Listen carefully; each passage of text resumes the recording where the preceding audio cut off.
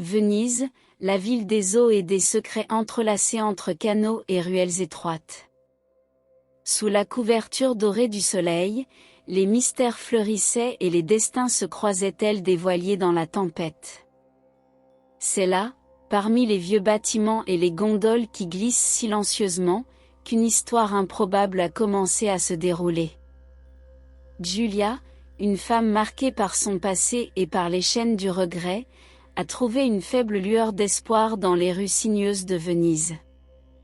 Après des années derrière les barreaux, elle cherchait une seconde chance, un moyen de racheter ses erreurs et de recommencer. Et cette opportunité s'est présentée sous la forme d'un travail inattendu, s'occuper d'un millionnaire handicapé. L'homme en question était Lorenzo Martelli, un magnate des affaires qui, malgré son immense fortune, s'est retrouvé confiné dans un fauteuil roulant après un tragique accident.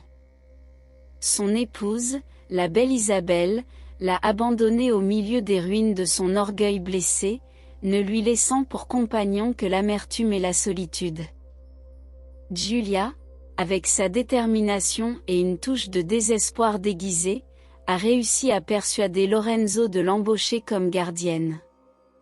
Son expérience dans le monde souterrain sombre de la vie lui a donné une capacité unique à faire face aux situations les plus difficiles. C'est ainsi que, sous l'imposant toit du manoir Martelli, commence un voyage de rédemption et de découvertes inattendues. « Êtes-vous Giulia, la nouvelle servante ?» demanda Lorenzo, la voix pleine de suspicion alors qu'il observait la femme debout à sa porte. « Oui, c'est moi, » répondit fermement Giulia, gardant son regard déterminé malgré la tension dans l'air. « Je suis là pour vous aider, monsieur Martelli. » Lorenzo l'étudia un instant, ses yeux bleus perçants cherchant des signes de faiblesse ou de déception. Mais tout ce qu'il a vu, c'est une femme résiliente, marquée par les cicatrices de la vie mais toujours debout. « Très bien, Giulia. Voyons de quoi tu es capable, » concéda-t-il, lui permettant d'entrer. Au fil des jours au manoir Martelli, une danse silencieuse et prudente s'est déroulée entre Giulia et Lorenzo, comme deux âmes hésitantes testant les eaux incertaines de la connexion humaine. Giulia, avec son esprit vif et sa sensibilité aiguisée façonnée par les épreuves de son propre voyage, est rapidement devenue plus qu'une simple gardienne de Lorenzo. Elle devint sa confidente silencieuse, une présence constante qui combla le vide laissé par l'abandon d'Isabella. Avec une intuition aiguisée, Giulia anticipait les besoins de Lorenzo avant même qu'il ne les exprime, comme si elle pouvait lire les désirs cachés dans ses yeux fatigués. Elle l'a aidé à relever les défis quotidiens avec un savant mélange de pragmatisme et de compassion, le guidant avec douceur dans les labyrinthes du quotidien, d'une main ferme et d'un cœur doux.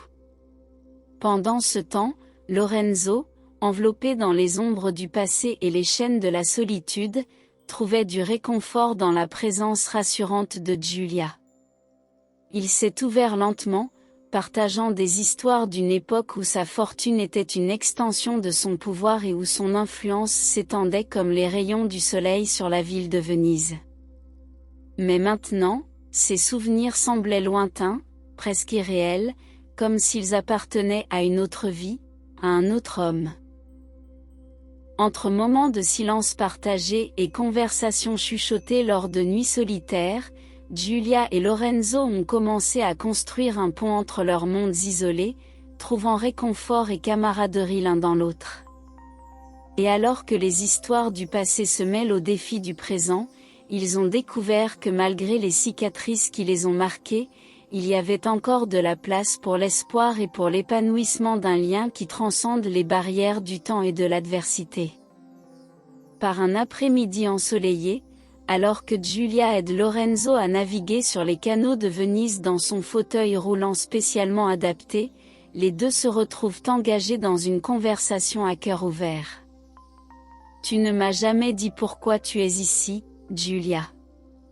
Pourquoi une femme comme toi choisirait-elle ce travail ?» a demandé Lorenzo, son ton adouci par son affection grandissante pour son gardien. Giulia hésita un instant, son sombre passé semblant planer sur elle comme une ombre indésirable. Mais ensuite, ayant décidé de la vérité, elle commença à parler. « J'ai fait des erreurs, Lorenzo. De grosses erreurs qui m'ont coûté cher, à moi et à ceux qui m'entourent. Mais je suis déterminée à le faire maintenant, à trouver la rédemption d'une manière ou d'une autre, a-t-elle avoué, sa voix se brisant d'émotions refoulées. Lorenzo écoutait en silence, comprenant le poids de ses paroles. Il portait lui-même le fardeau de ses propres choix et de ses regrets, et dans les yeux de Giulia, il voyait une étincelle d'espoir qui s'était depuis longtemps éteinte dans son propre cœur. « Peut-être que nous sommes tous les deux là pour nous entraider, Giulia. Pour trouver un but au milieu de nos cicatrices, » murmura Lorenzo, la voix remplie d'une nouvelle détermination.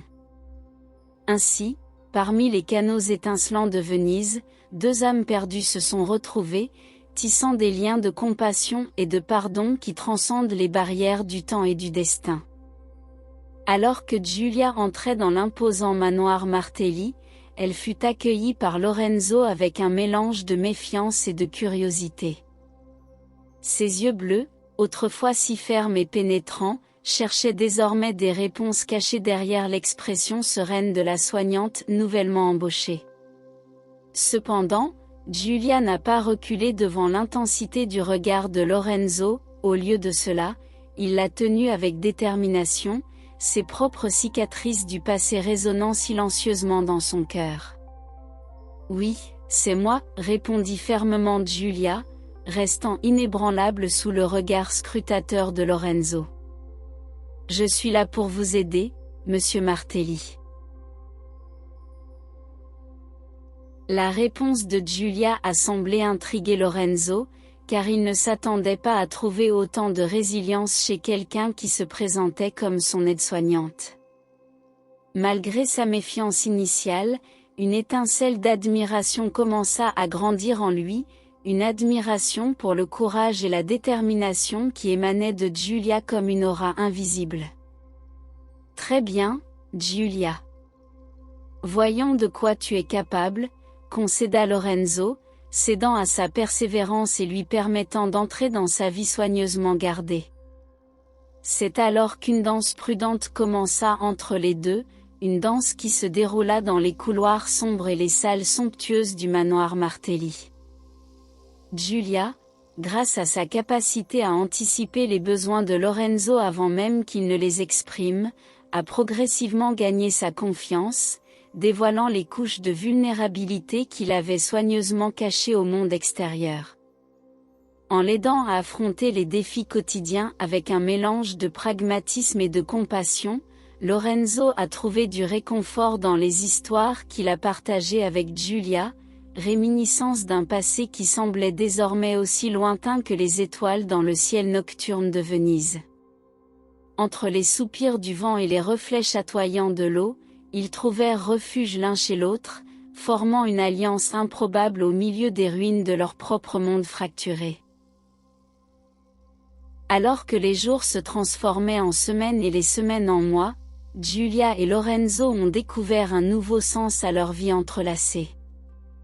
Au milieu des labyrinthes de Venise, ils ont trouvé un havre de paix et d'espoir, où le passé pouvait être laissé derrière lui et où l'avenir pouvait être façonné de leurs propres mains. Et alors que le soleil se couchait sur la ville des rêves et du chagrin, leurs cœurs s'ouvrirent à la beauté de la rédemption et de l'espoir, ouvrant la voie à un nouveau voyage ensemble, où l'amour et la compassion étaient les étoiles qui les guidaient. Aidez-nous à atteindre l'objectif d'1 million d'abonnés, abonnez-vous, cela nous motive à apporter plus d'histoires comme celle-ci.